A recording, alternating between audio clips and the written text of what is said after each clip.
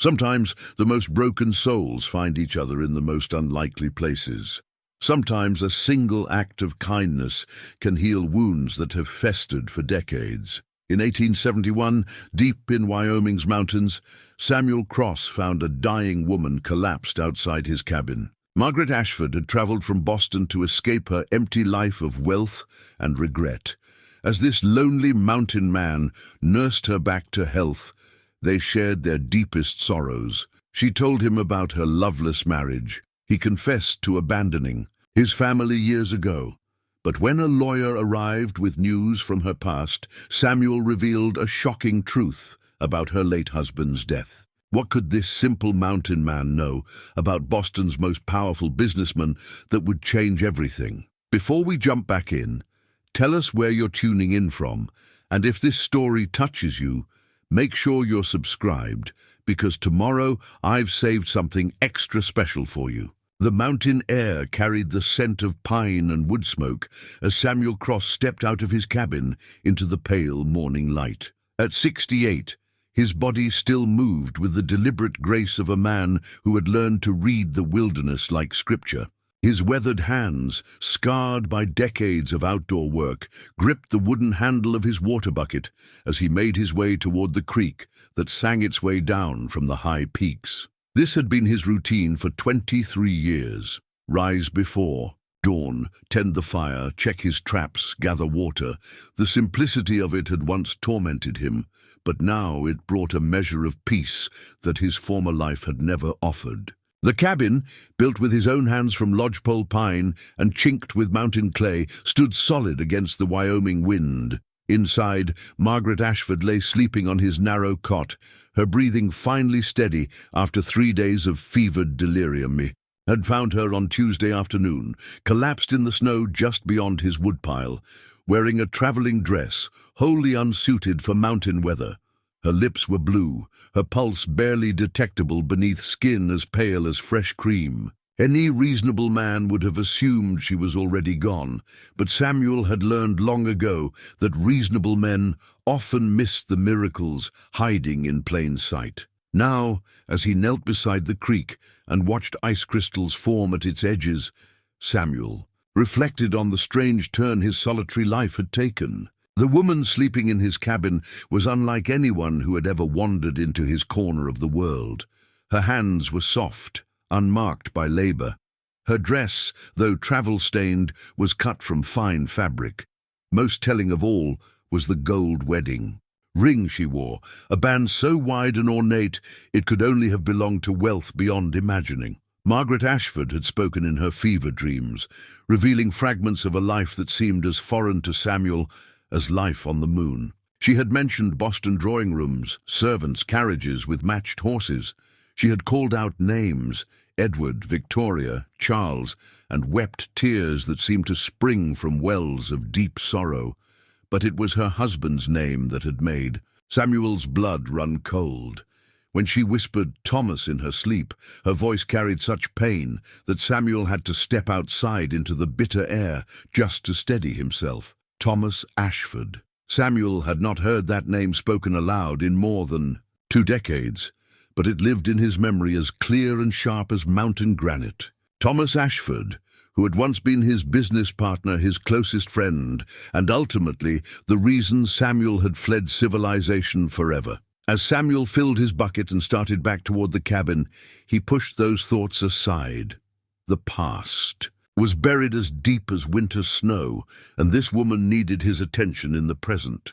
Whatever had brought Margaret Ashford to his doorstep, she was here now, and his conscience would not allow him to do anything but care for her until she was strong enough to make her own choices about what came next. Inside the cabin, Margaret stirred as he entered. Her eyes, a remarkable shade of green, like summer leaves, opened slowly, focusing with effort on his face. "You're real," she whispered, her voice hoarse from days of fever. "I thought perhaps I had dreamed you." Samuel set down his bucket and moved to the bedside. "You're safe, Mrs. Ashford. You've been sick, but the fever broke yesterday evening. How are you feeling?" She attempted to sit up, then thought better of it, settling back against the pillow he had made from spare clothing. Weak as a newborn foal, I'm afraid, but better than I have in months. Her eyes took in the cabin's simple furnishings, the stone fireplace, the rough-hewn table, the shelves lined with books that seemed oddly out of place in such rustic surroundings. How long have I been here? 3 days. You collapsed just outside, half frozen and burning with fever. I wasn't certain you would survive the first night. Margaret's hand moved instinctively to her throat, where a small gold locket rested against her collarbone. The gesture was unconscious but revealing.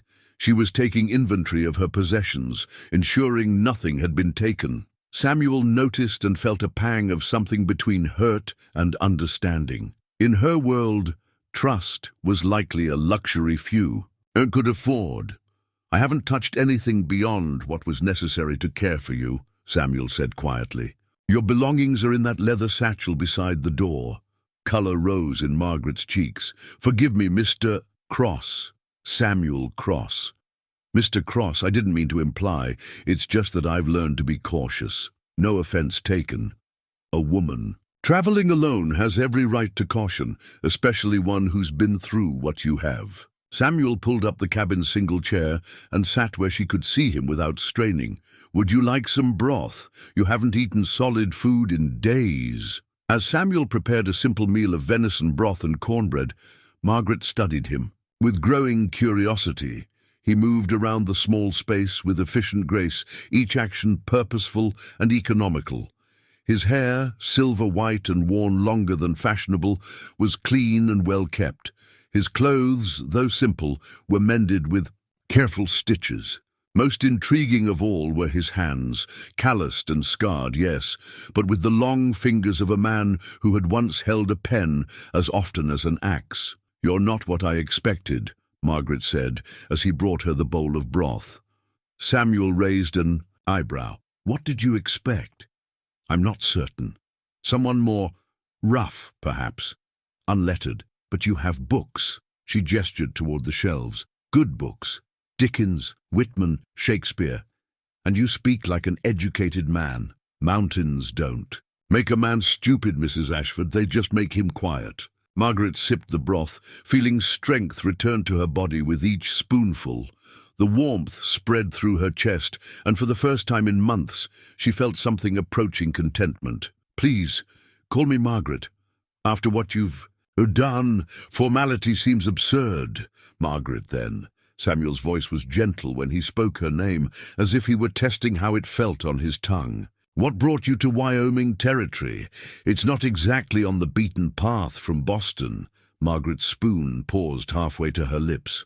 How did you know I was from Boston? You spoke in your fever. About drawing rooms and servants. About people. Named Edward and Victoria. Samuel watched her face carefully. About your husband, Thomas. The color drained from Margaret's cheeks. She set down the spoon with trembling fingers. I see, you don't have to tell me anything you don't want to.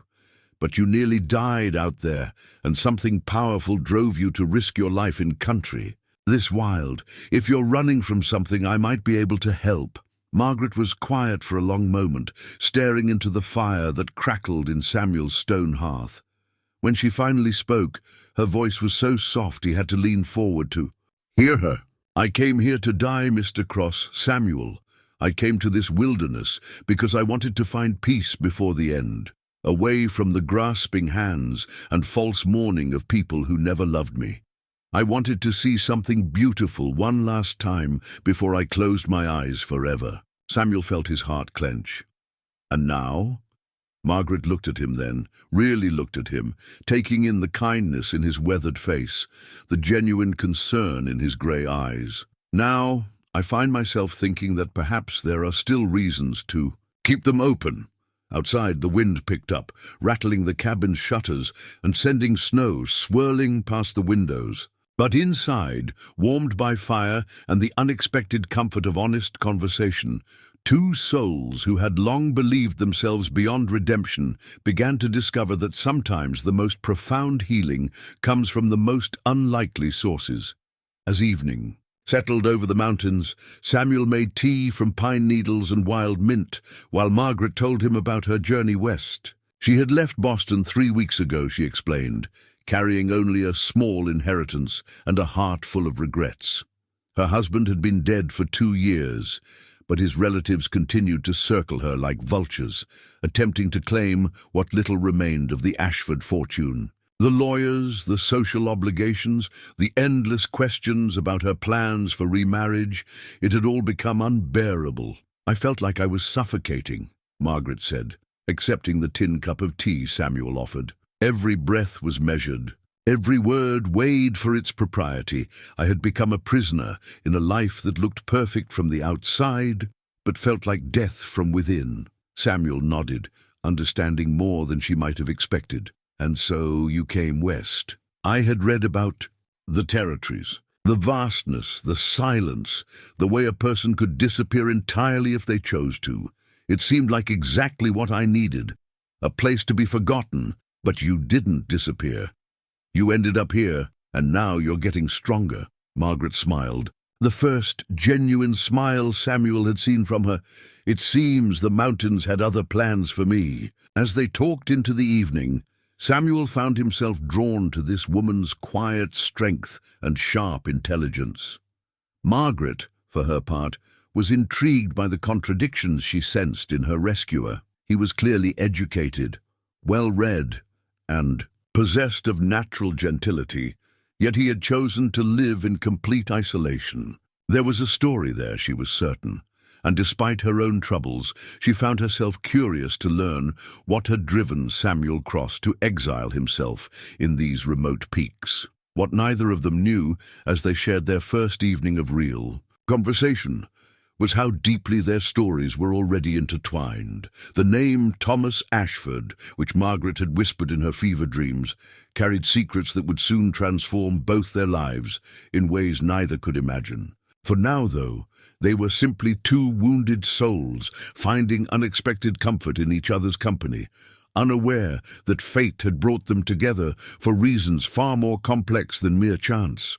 The fire burned low as they talked, painting, dancing, shadows on the cabin walls, and outside the Wyoming wind continued its ancient song through the peaks. In this small sanctuary carved from the wilderness, Samuel Cross and Margaret Ashford began the slow, careful process of learning to trust. Again, not knowing that their deepest secrets would soon collide in ways that would test that fragile trust beyond all measure. Samuel had gone to check his trap lines at dawn, leaving Margaret with strict instructions to rest and drink the herbal tea he had prepared. She had promised to remain in bed, but as the morning sun climbed higher, restlessness overtook her improving health. For the first time in days, she felt truly alert, and the cabin's confines seemed to press against her newly awakened curiosity. She began innocently enough, simply looking around with clear eyes at the space that had sheltered her. Samuel's cabin was spartanly furnished but meticulously organized. Every tool had its place, every book was carefully arranged. It was the dwelling of a man who had learned to find meaning in order and simplicity. But as Margaret's gaze traveled along the walls, she noticed something that struck her as odd. There, wedged behind a thick volume of Emerson's essays, was the corner of what appeared to be a photograph. Margaret hesitated, knowing she was about to violate Samuel's privacy, but her curiosity proved stronger than her conscience. She rose carefully from the bed and made her way to the bookshelf. The daguerreotype that slipped from behind the book made her gasp aloud. It showed Samuel, unmistakably Samuel, though perhaps 20 years younger, dressed in an elegant suit that spoke of wealth and position. He stood behind a seated woman of remarkable beauty, his hand resting protectively on her shoulder. At their feet sat 2 children, a boy of perhaps 8 and a girl no more than 5, both dressed in their finest clothes. The family portrait radiated prosperity and contentment. Margaret sank into Samuel's chair, the photograph trembling in her hands. This was not the picture of a man who had always lived as a mountain hermit. This was the portrait of a gentleman, a family man, someone who had once inhabited the same world of privilege that Margaret herself had known. The contradiction between the Samuel in the photograph and the Samuel who had rescued her was so stark, it left her breathless. She was still staring at the image when she heard his boots on the wooden steps outside. Panicking, Margaret tried to return the photograph to its hiding place, but her weakened hands fumbled and the daguerreotype slipped to the floor just as Samuel opened the door. He froze in the doorway, a brace of rabbits hanging from his belt, his eyes moving from Margaret's, guilty face to the photograph at her feet. The silence stretched between them like a physical thing, charged with the weight of discovered secrets. "I'm sorry," Margaret whispered. "I know I shouldn't have—" "No," Samuel said quietly, setting down his rifle and closing the door behind him. "I suppose if you're going to recover in a man's home, you have a right to know what manner of man he is." He bent and picked up the photograph, studying it for a long moment before looking back at Margaret. "Though I'm not certain you'll want to continue your recovery once you do." Margaret watched as Samuel moved to the fireplace, his shoulders carrying a weight that seemed to have settled there in just the past few minutes. "Will you tell me about them? Your family?" Samuel was quiet for so long that Margaret began to think he wouldn't answer. When he finally spoke, his voice was rough with barely contained emotion. "That's Sarah, my wife, was my wife. And those are my children, David and Emma. This was taken in Boston in 1848, just after David's 8th birthday. They're beautiful," Margaret said softly. "Your wife, she has such kind eyes. She was the finest woman I ever knew. Patient, loving, stronger than she looked. She deserved far better than what I gave her." Samuel set the photograph on the mantel and turned to face Margaret. "I left them, walked away from that life, from those children, from everything that mattered, and I never went back." The pain in Samuel's voice was so raw that Margaret felt tears spring to her eyes. "What happened? What could have driven you to such a choice?" Samuel moved to the window, staring out at the mountains that had been his refuge for so long. "I was a businessman, Margaret. Successful, wealthy, respected in our community. I had interests in manufacturing, shipping, real estate. I thought myself quite the pillar of society. And I discovered that everything I had built was constructed on a foundation of lies and blood money. The factories I invested in used child labor. The ships I funded carried cargo that should never have seen the light of day. The buildings I financed were built by men paid wages that couldn't feed their families." Samuel's hands clenched into fists at his sides.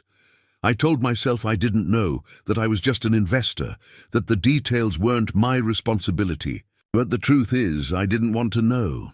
It was easier to count my profits and close my eyes." Margaret rose from the chair, moving closer to him. "That doesn't make you evil, Samuel.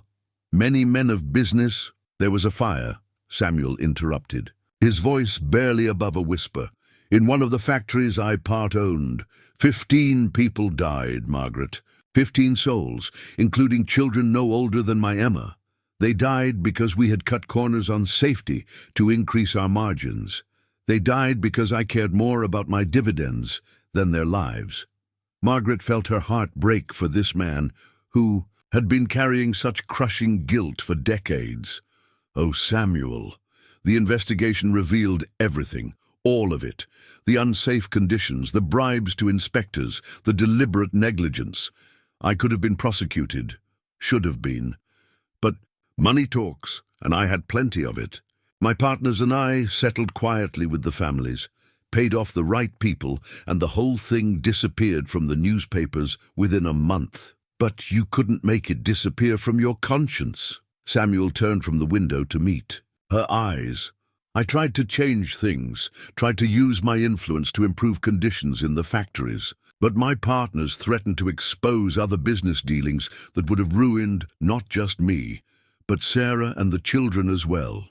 So I stayed quiet, took my profits, and watched more people suffer. And eventually you couldn't bear it anymore. I began drinking, heavily. I couldn't sleep, couldn't eat, couldn't look at my own children without seeing the faces of those who had died because of my greed. Sarah tried to help me, tried to understand. But how could I explain that everything she loved about our life, the house, the clothes, the security I provided, was paid for with blood? Samuel moved to his desk and pulled out a bottle of whiskey. But instead of drinking, he simply held it, staring at the amber liquid. One night, I came home drunk and Sarah was waiting up for me as she always did. She was so beautiful in her nightgown, so patient and loving, asking me what was wrong, how she could help. And I looked at her, really looked at her, and realized that I was going to destroy her just like I had destroyed everything else I touched. So you left. I left. Took nothing but the clothes on my back and what money I could carry without touching the tainted accounts. I told myself I was protecting them, that they would be better off without me. Sarah had family money. They would be comfortable. But the truth is, I was a coward. I ran because I couldn't face what I had become. Margaret felt tears streaming down her cheeks. Samuel, I wandered for months before I found this place. Built this cabin with my own hands, learned to live. Off the land, tried to make some kind of penance through isolation and hard work. But 23 years later, I'm still here, still running, still too much of a coward to face what I've done. The cabin fell silent, except for the crackling of the fire. Margaret studied Samuel's profile, seeing in his weathered face the remnants of the distinguished gentleman from the photograph, but also recognizing the profound change that guilt and exile had wrought in him. "Have you ever tried to contact them?" she asked gently. Samuel shook his head. Sarah would be in her 60s now if she's still alive. David would be a man of 31. Emma, 28. They're better off thinking I died somewhere in the wilderness than knowing their father was a coward who abandoned them. Margaret moved to stand beside him at the window. "You're not a coward, Samuel. A coward wouldn't have pulled a dying stranger from the snow. A coward wouldn't have spent 3 days nursing her back to health, asking for nothing in return. That's just human decency." Is it? In my experience, human decency is far rarer than it should be. Margaret placed a gentle hand on Samuel's arm. "You made terrible choices, yes, but you recognized your mistakes and tried to change. That's more than most men would do." Samuel looked down at her hand on his arm, then up into her green eyes, seeing in them a compassion he felt he didn't deserve. "And what about you, Margaret? What brought you to the edge of death in the Wyoming wilderness? What are you running from?" Margaret withdrew her hand, wrapping her arms around herself. "My husband, Thomas, was very much like the man you describe, being wealthy, successful, respected. But unlike you, he never questioned the sources of his success. He embraced them. Tell me about him." "He was 15 years older than me, and our marriage was arranged by our families. I was 19, naive, and utterly unprepared for the realities of being married to a man whose only god was money." Margaret's voice grew bitter. "Thomas owned factories, shipping lines, tenements. He treated his workers like property to be used up and discarded. When I tried to talk to him about the conditions in his buildings, the wages he paid, he would laugh and tell me not to worry my pretty head about business matters." "And you stayed married to him? Where could I have gone? I had no money of my own, no family who would take me in if I left my husband. So I learned to play the role of the dutiful wife, hosting dinner parties for his business associates, smiling and nodding while they discussed their latest schemes to extract more profit from human misery." Samuel turned to face her fully. "That must have been its own kind of hell." "It was, but the worst part wasn't the loneliness or the feeling of being trapped. The worst part was realizing that my comfort, my beautiful dresses, my jewelry, all of it was bought with the suffering of others, just like yours was. And unlike you, I never had the courage to walk away." They stood facing each other in the cabin's warm light.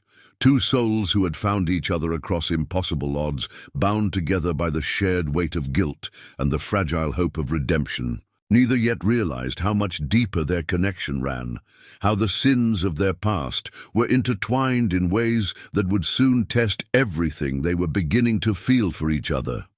Outside, storm clouds gathered over the peaks, and the first fat snowflakes began to fall. The storm that had been threatening all day finally broke that evening, trapping Samuel and Margaret in the cabin's warm intimacy as snow piled against the windows and wind howled through the pines. What had begun as awkward confessions had evolved into something neither had expected, the comfortable rhythm of two people learning to know each other without pretense or social masks. Margaret helped prepare their evening meal, moving around the small kitchen space with growing confidence. Her strength was returning daily, and with it came a natural grace that spoke of a woman accustomed to managing a household, albeit one much grander than this simple cabin. She seasoned the venison stew with herbs from Samuel's carefully tended stores, her movements precise and economical. "You cook like someone who learned by watching rather than doing," Samuel observed, noting how she held the wooden spoon, how she tasted and adjusted the seasonings with the confidence of good instincts, rather than long practice. "Thomas employed an excellent cook, Mrs. Henderson. I spent many afternoons in her kitchen, fascinated by her skill. She was kind enough to explain her methods, though I doubt she expected I would ever need to use the knowledge." Margaret smiled at the memory. She was one of the few bright spots in that house. Samuel set the table, a simple affair of tin plates and wooden bowls, while Margaret ladled out the stew. As they ate, the conversation flowed more naturally than it had since her recovery began. Perhaps it was the storm, creating a sense of enforced intimacy, or perhaps it was the relief of having shared their darkest secrets. But both felt a barrier had been crossed. "May I ask you something?" Margaret said, breaking a piece of cornbread to soak up her stew. "Your books, they're not what I would expect to find in a mountain cabin. Emerson, Thoreau, Whitman, these are the books of a thinking man, a man engaged, with ideas." Samuel followed her gaze to the shelves, lined with volumes he had accumulated over the years. Reading keeps the mind from going stale. And out here, with months of winter solitude, a man needs something to occupy his thoughts beyond mere survival. But these particular choices, Thoreau's Walden especially, it's almost as if you were studying the philosophy of isolation, trying to understand your own exile through his words. The observation was so perceptive that Samuel paused with his spoon halfway to his mouth. "You read Thoreau?" Thomas had an excellent library, though I doubt he ever opened most of the books. I spent many lonely evenings there, reading by lamplight, while he attended his business meetings. Thoreau's ideas about simple living, about finding meaning away from society's corruptions, they spoke to something in me that I didn't fully understand until now. "And what do you understand now?" Margaret was quiet for a moment, considering her words, "that some of us are meant for different kinds of lives than society expects, that there's honor in stepping away from a world that demands we compromise our souls for comfort, even when stepping away means abandoning responsibilities, abandoning people who depend on us." The question hung between them, weighted with Samuel's guilt over his abandoned family. Margaret reached across the small table and touched his hand, a gesture that had become natural between them over the past few days. "I can't speak to your situation, Samuel, but I can tell you that the man who pulled me from the snow, who has cared for me these past days without asking anything in return, that man is not a coward. That man has found a way to live with honor even in exile." After dinner, Samuel retrieved his worn copy of Whitman's Leaves of Grass and read aloud while Margaret mended a tear in her traveling dress. His voice, deep and measured, gave weight to Whitman's expansive verses about the American landscape and the souls who inhabited it. Margaret found herself listening not just to the words, but to the subtle emotions in Samuel's voice as he read, the longing, the appreciation for beauty, the deep loneliness that even Whitman's celebration of solitude couldn't fully mask. "He writes about the wilderness as if it were a church," Margaret observed when Samuel paused to turn a page. "Perhaps it is. I've found more honest worship in these mountains than I ever did in Boston's finest sanctuaries." "And what do you worship here?" Samuel considered the question seriously. Truth, I suppose. The mountains don't lie. They don't pretend to be other than what they are. There's peace in that kind of honesty. As the evening progressed, Margaret found herself studying Samuel with new eyes. She noticed the careful way he maintained his few possessions, the gentle precision with which he handled everything from books to cooking utensils. She observed how his hands, scarred though they were from years of hard work, retained the long, elegant fingers of a gentleman. Most intriguingly, she noticed the silver pocket watch that occasionally caught the firelight from where it rested in his vest pocket. "That's a beautiful timepiece," she commented during a lull in their conversation. Samuel's hand moved unconsciously to the watch, a gesture that seemed protective, almost possessive. "It belonged to my father, one of the few things I kept when I left Boston. May I see it?" Samuel hesitated for just a moment before withdrawing the watch and handing it to her. It was indeed beautiful, heavy silver with intricate engraving around the face. But what caught Margaret's attention were the initials engraved on the back. HWC. HWC? She asked, looking up at Samuel with curious eyes. Harold William Cross, my father. But something in Samuel's voice didn't ring quite true, and Margaret filed the observation away for future consideration. As the fire burned low and the storm continued to rage outside, they prepared for sleep.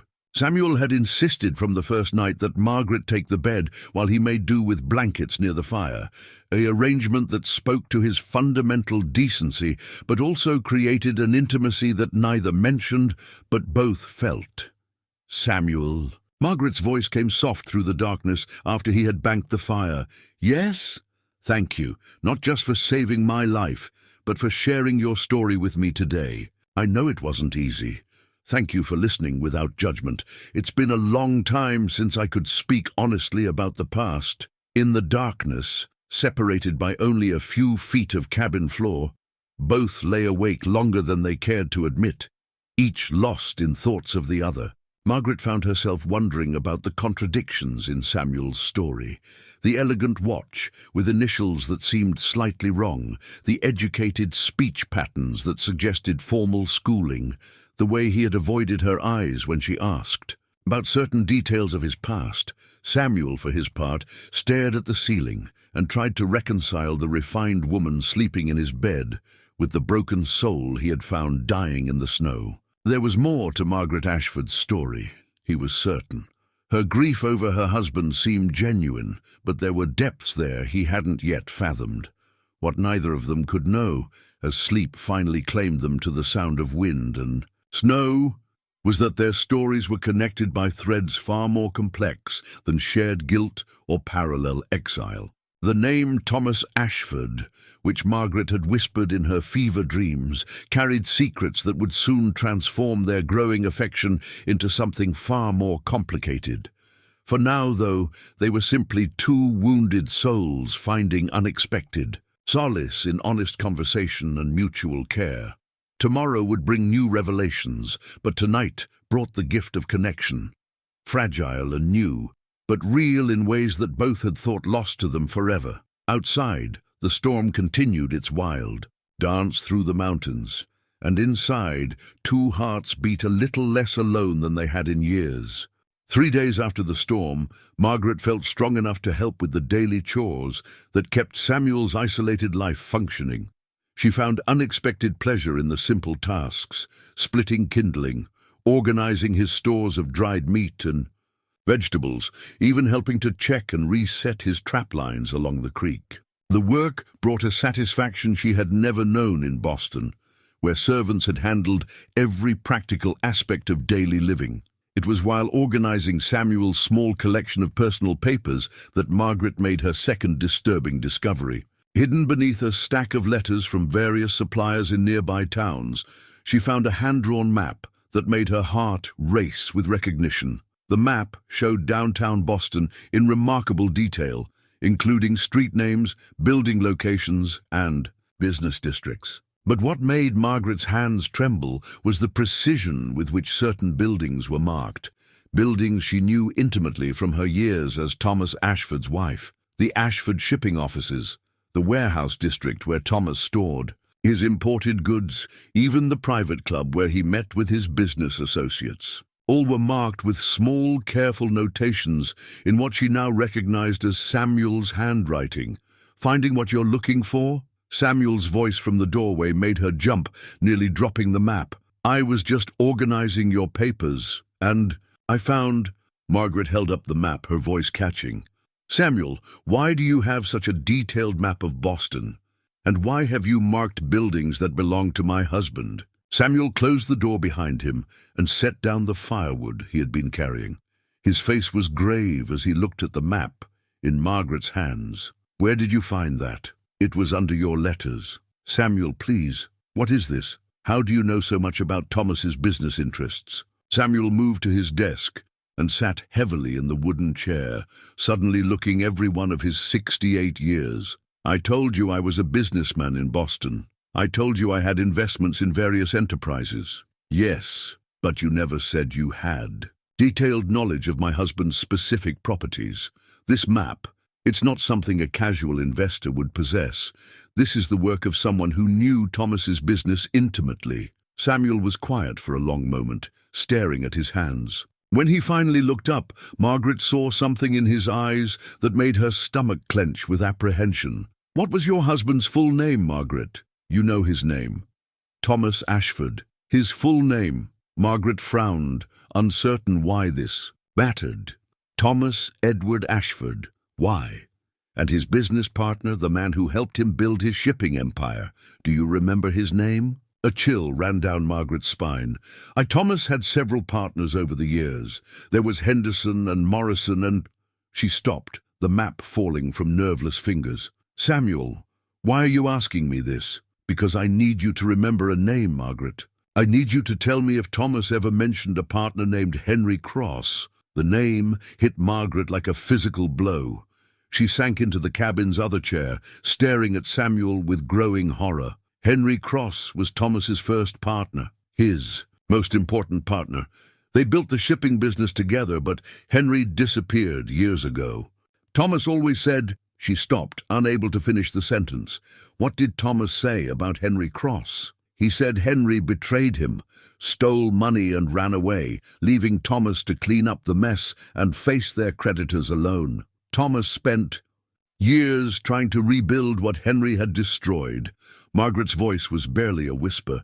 "Samuel, please tell me you're not—" "Henry William Cross," Samuel said quietly. "That was my name in Boston. The initials on my father's watch, HWC, they stand for my name, not his. I changed it to Samuel when I came to the mountains, trying to become someone else entirely." Margaret felt the cabin spinning around her.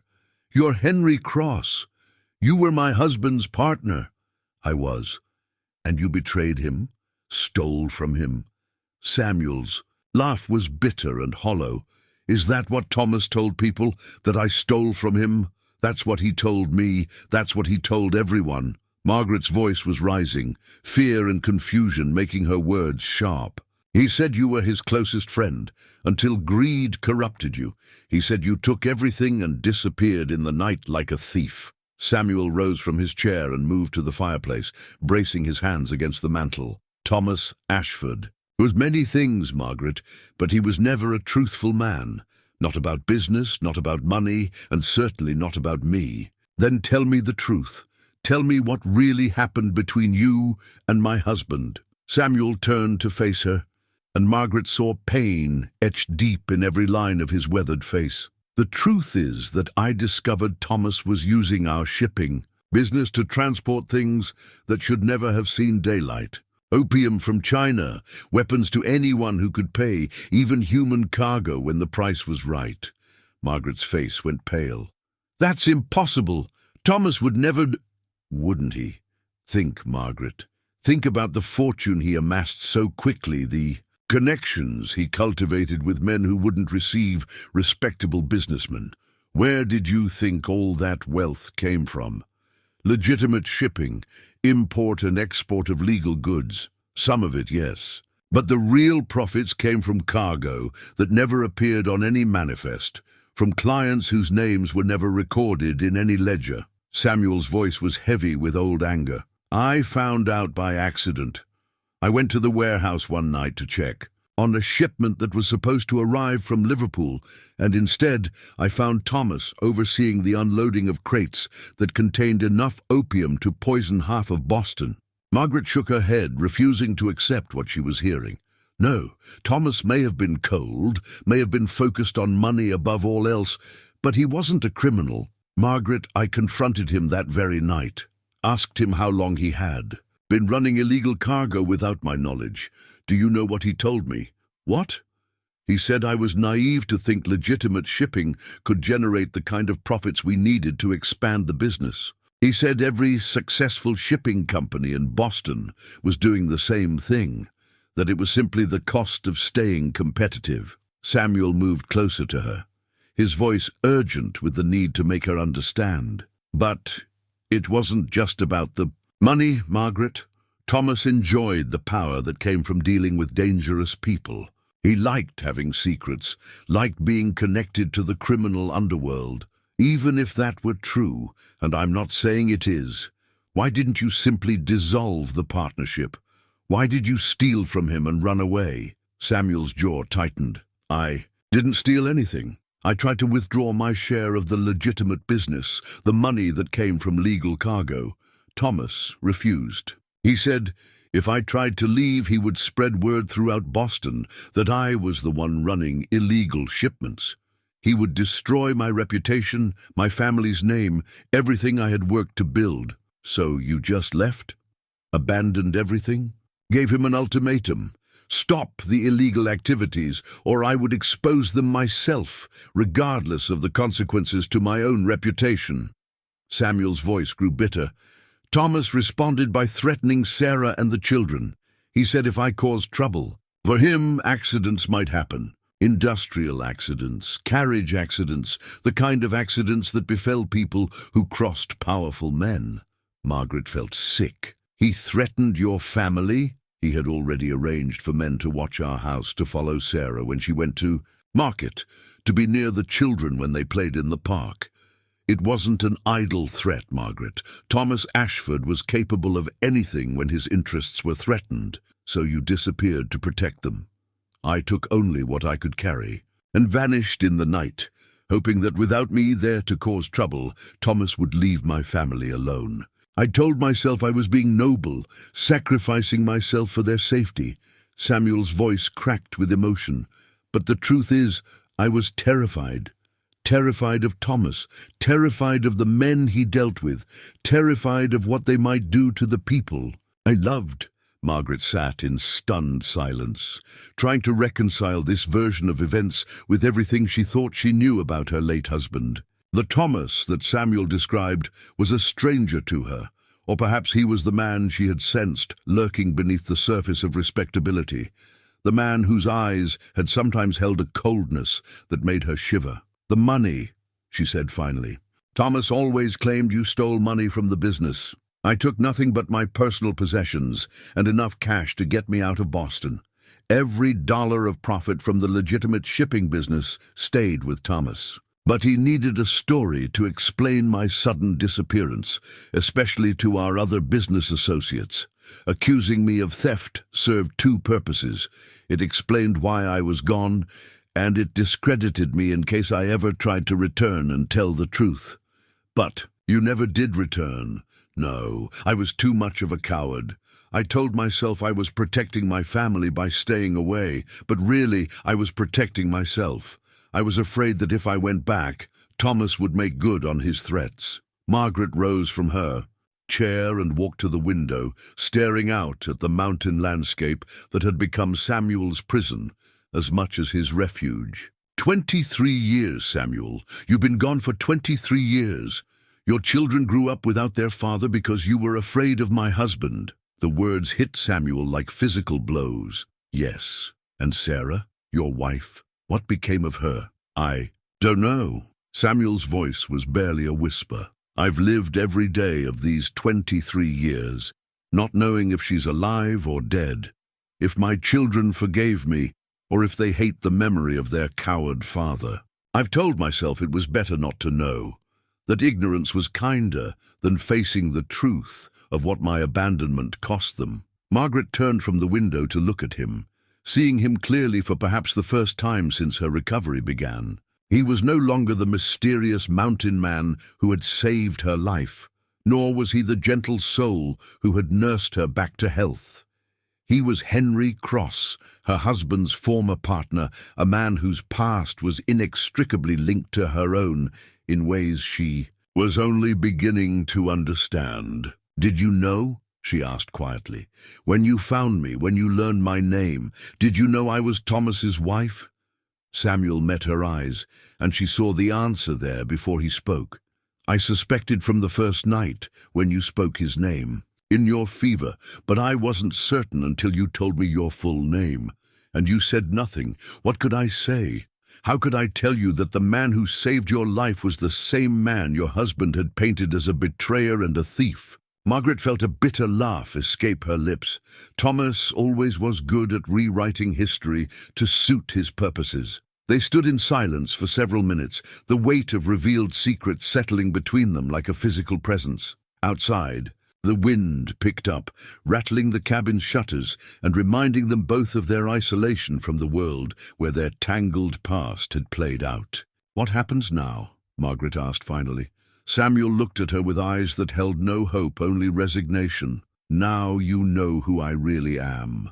Now you know that everything Thomas told you about Henry Cross was designed to make you hate the very sight of me. I'll understand if you want to leave as soon as you're strong enough to travel." Margaret considered his words, studying the man who had revealed himself to be far more complicated than she had imagined. Henry Cross, the partner who had supposedly betrayed her husband, the man whose name Thomas had spoken with such venom whenever the subject of past partnerships arose. But standing before her was not the villain of Thomas's stories, just a frightened man who had made impossible choices in an impossible situation. "I'm not going anywhere, Samuel," she said finally. "Not yet. There's more to this story, isn't there? More than business partnerships and illegal cargo. I can see it in your eyes." Samuel's shoulders sagged with the weight of secrets still untold. "Yes, there's more, much more." "Then tell me everything, because for the first time in my life I want to know the complete truth about the man I was married to, regardless of how much it might hurt." As evening approached and shadows lengthened across the cabin floor, Margaret prepared herself to hear truths that would shatter what remained of her illusions about her late husband.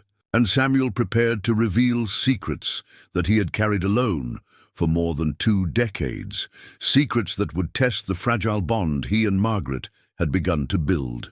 The mountain wind continued its restless song outside, but inside the cabin, 2 souls prepared to confront the darkest chapters of their shared past. That evening, as snow continued to fall outside the cabin windows, Samuel retrieved a wooden box from beneath his bed. Margaret watched as he set it on the table with hands that trembled slightly, as if the simple container held the weight of years. "These are letters," Samuel said, lifting the lid to reveal dozens of envelopes tied with faded ribbon. "From my brother James, from old friends, from—" His voice caught. "From Sarah?" Margaret's heart clenched as she saw the pain in Samuel's eyes. "You've been in contact with your family?" "Sporadically. James has written faithfully for years, though I've rarely responded. He's the only one who knows I'm still alive, the only one who knows where to find me." Samuel untied one bundle of letters with careful fingers. "He's told me things over the years, things about what happened after I left, about how Thomas spread his lies, about what became of my family." "What did Thomas do after you disappeared?" Samuel selected a letter from several years past and handed it to Margaret. "James wrote this in 1856, about 5 years after I left Boston. Read it. His words will carry more weight than mine." Margaret unfolded the yellowed paper and read aloud in the lamplight. "My dear brother Henry, I hope this letter finds you well, wherever you may be. I write with a heavy heart to tell you that Thomas Ashford's influence in Boston continues to grow, as does the damage from his lies about your character.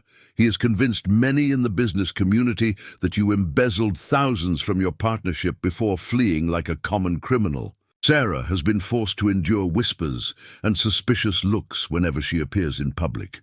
The children face taunts from their schoolmates about their thieving father. I fear the strain is breaking Sarah's health, though she remains steadfast in her belief that you had good reasons for leaving. She refuses to hear any words spoken against you, Henry, though it costs her dearly in society. Margaret looked up from the letter, seeing the anguish in Samuel's face. "Oh, Samuel, your poor family."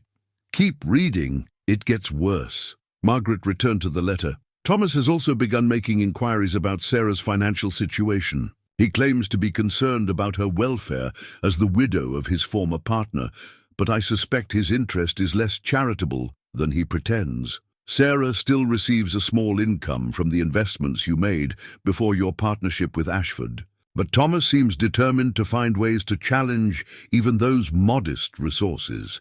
I fear he will not be satisfied until he has destroyed every trace of the Cross family name in Boston." "My God," Margaret whispered. "Thomas continued to persecute your family even after you were gone."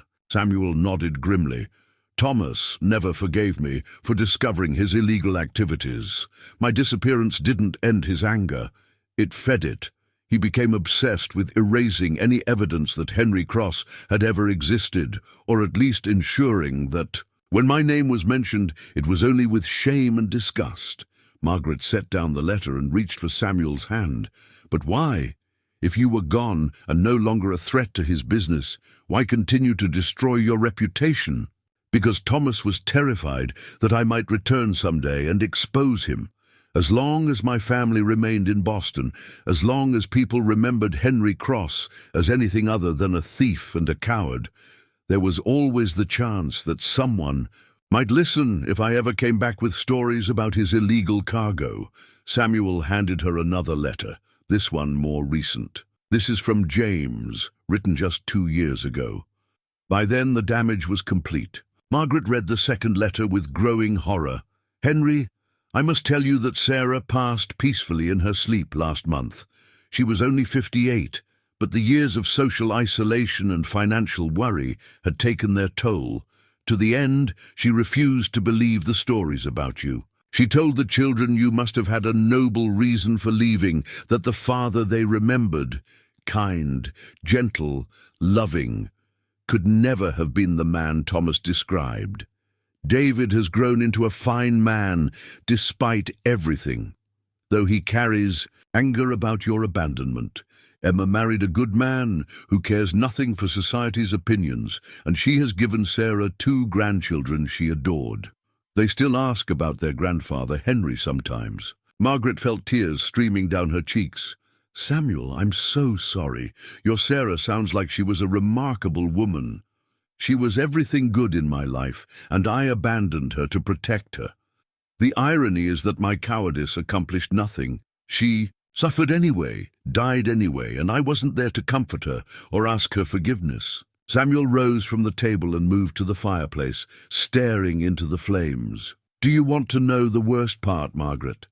James wrote that on her deathbed, Sarah made him promise to keep sending letters to me, to keep trying to convince me to come home. She died hoping that someday her coward husband would find the courage to return to his family."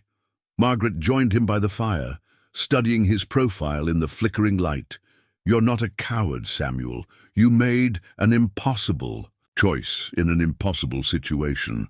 I was a coward then, and I'm a coward now. A brave man would have stayed and fought Thomas, would have exposed his crimes regardless of the personal cost. A brave man would have found a way to protect his family without abandoning them, and a brave man wouldn't have spent 3 days nursing a dying stranger back to health, asking nothing in return." Samuel turned to look at her, seeing compassion in her green eyes, despite everything she had learned about his past. "You keep saying that, but caring for you wasn't courage. It was necessity. I couldn't have lived with myself if I had let you die when I could have helped." "That's exactly what courage is, Samuel. It's doing what's right even when it costs. You something. They stood in comfortable silence for several minutes, both lost in their own thoughts. Margaret found herself trying to reconcile the Thomas she had known, cold, distant, focused on business, with the vindictive man Samuel's letters described. Had her husband really been capable of such sustained cruelty toward an innocent family? "Margaret," Samuel said quietly, "there's something else you need to know about Thomas. Something about the way he died." Margaret's blood went cold. "What do you mean?" The official story was that Thomas had a heart attack in his office, alone, late at night. That's what the newspapers reported, what the police concluded. "Yes, that's what I was told. I was visiting my sister in Philadelphia when it happened. By the time I returned to Boston, Thomas was already buried." Samuel moved to his desk and withdrew another letter, this one with a more recent date. "This is from James, written just after Thomas's death. He had some concerns about the circumstances." Margaret took the letter with trembling hands. "Henry, you should know that Thomas Ashford's death has raised questions among some in the Boston business community. While the official cause was listed as heart failure, there were rumors about his final evening. Several dock workers reported seeing Thomas meeting with unfamiliar men at the warehouse district, men with accents and clothing that suggested they were not local businessmen. There was also the matter of the missing money. Apparently Thomas had withdrawn a substantial sum from his accounts in the days before his death, but no trace of this money was found among his effects. I mention this not to spread gossip, but because I wonder if Thomas's illegal activities finally caught up with him. If so, there is a kind of justice in it, given what he did to our family." Margaret sank into a chair, the letter falling from nerveless fingers. "James thinks Thomas was murdered. James thinks Thomas's criminal associations finally turned on him, and frankly, so do I. But that would mean—" Margaret stopped, the implications hitting her like a physical blow. "It would mean that the man who destroyed my family, who forced me into exile, who built his fortune on human misery, finally met the fate that such men often do. It would mean that whatever killed Thomas Ashford, it wasn't the peaceful death of a respectable businessman." Margaret stared into the fire, everything she thought she knew about her life, her marriage, and the man she had mourned as her husband. The Thomas Ashford emerging from these letters was a stranger, not just cold and distant, but genuinely evil. "Samuel," she said finally, "what if James is right? What if Thomas was murdered by his criminal associates? What if there's more to his death than anyone knows?" Samuel looked at her with eyes that held secrets still untold. "Margaret, there's something else. Something I haven't told you yet about the night Thomas died." "What?" "I was in Boston that night. For the first time in 23 years, I was in the same city as Thomas Ashford when he died." The revelation hung between them like a physical presence, and Margaret felt her world shift once again. The man she was learning to care for, the man who had saved her life, had been in Boston on the night her husband died under mysterious circumstances, and judging by the guilt in Samuel's eyes, there was much more to that story than he had yet revealed. Margaret stared at Samuel in the flickering firelight, her heart pounding as the implications of his confession settled over her. "You were in Boston the night Thomas died." Samuel moved to his desk and withdrew something wrapped in oiled cloth. When he unwrapped it, Margaret saw a yellowed newspaper clipping, carefully preserved despite its age. "This is from the Boston Herald, dated September 15, 1869. The day after Thomas's death." Margaret took the clipping with trembling fingers and read the headline aloud: "Prominent businessman Thomas Ashford found dead in office." The article was brief, stating only that Mr. Ashford had apparently suffered a heart attack while working late at his shipping offices.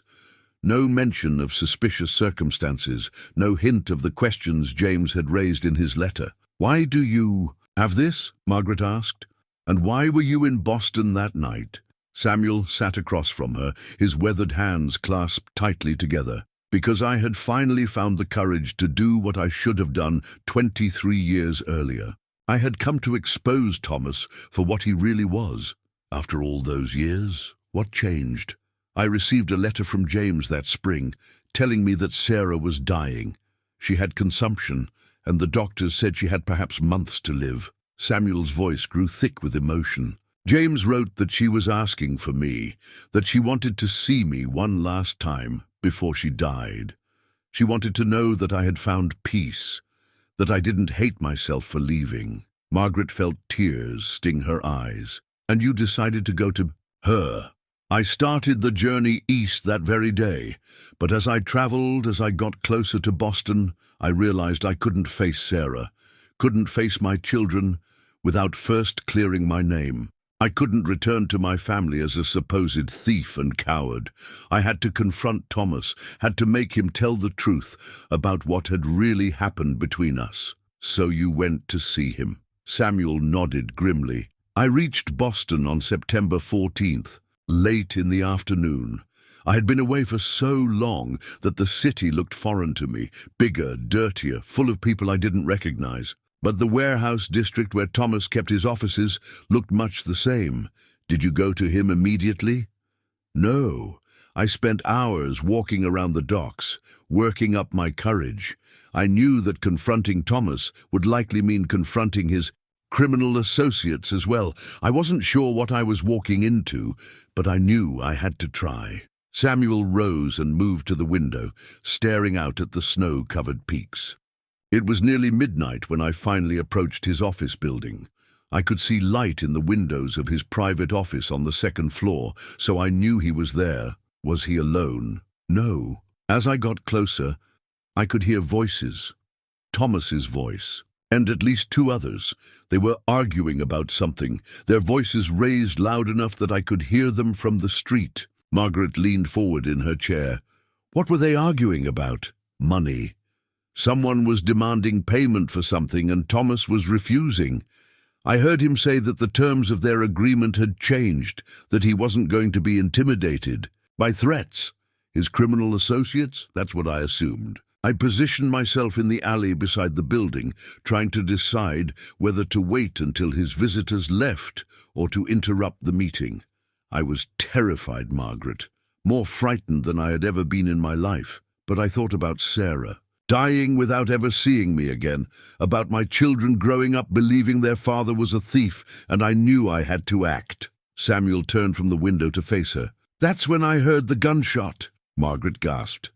Someone shot Thomas? A single shot fired inside his office. Then shouting, the sound of furniture being overturned, footsteps running down the stairs. I pressed myself against the alley wall as two men ran out of the building and disappeared into the night. Did you see them clearly? Not their faces, but I could tell they were foreign. Their clothes, the way they moved, even the few words I heard them speak as they fled. They weren't Americans. Margaret's mind raced with the implications. And Thomas?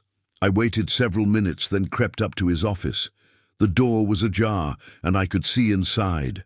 Samuel's voice dropped to a whisper. Thomas was slumped over. His desk, blood pooling beneath his head. He had been shot in the back of the skull, executed, not killed in any kind of struggle. My God, you witnessed my husband's murder. I witnessed the aftermath. And Margaret, there's more. The office had been ransacked, papers scattered everywhere, the safe standing open and empty. Whatever Thomas had been hiding, his killers had taken it. Margaret felt sick. Why didn't you go to the police? Why didn't you report what you saw? Samuel's laugh was bitter. And tell them what? That Henry Cross, the supposed thief who had disappeared 23 years earlier, just happened to be outside Thomas Ashford's office when he was murdered? Who would have believed such a story? I would have been arrested on the spot. So you left. I ran like the coward I had always been. Fled Boston that very night and returned to these mountains, telling myself that Thomas's death was justice, that he had finally paid for his crimes. Margaret rose from her chair and began pacing the small cabin, trying to process everything Samuel had told her. But you never told Sarah what you had learned. You never cleared your name. By the time I reached Wyoming, James had written to tell me that Sarah had died while I was traveling east.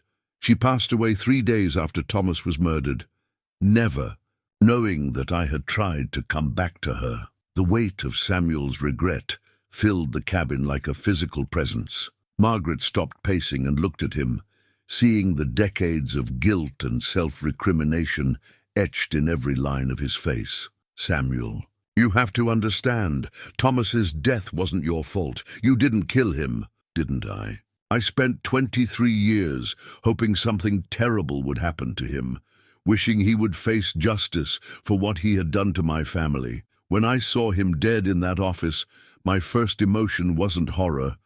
It was satisfaction. That doesn't make you a murderer. It makes you human." Samuel moved to the fireplace and stared into the flames. "There's one more thing, Margaret.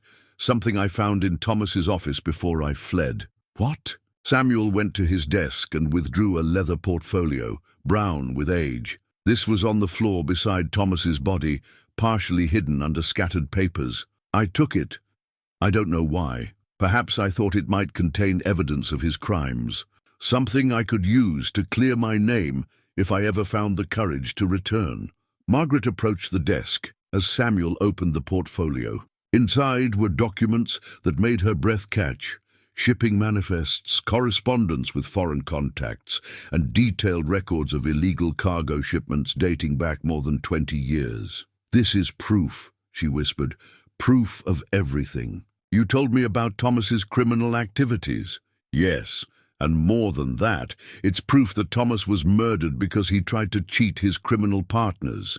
The last entry in his record shows that he had taken payment for a shipment of weapons. He never delivered. He kept the money and sold the weapons to someone else." Margaret sank into a chair, overwhelmed by the revelations. He was stealing from criminals. No wonder they killed him. Thomas thought he was smarter than the men he dealt with.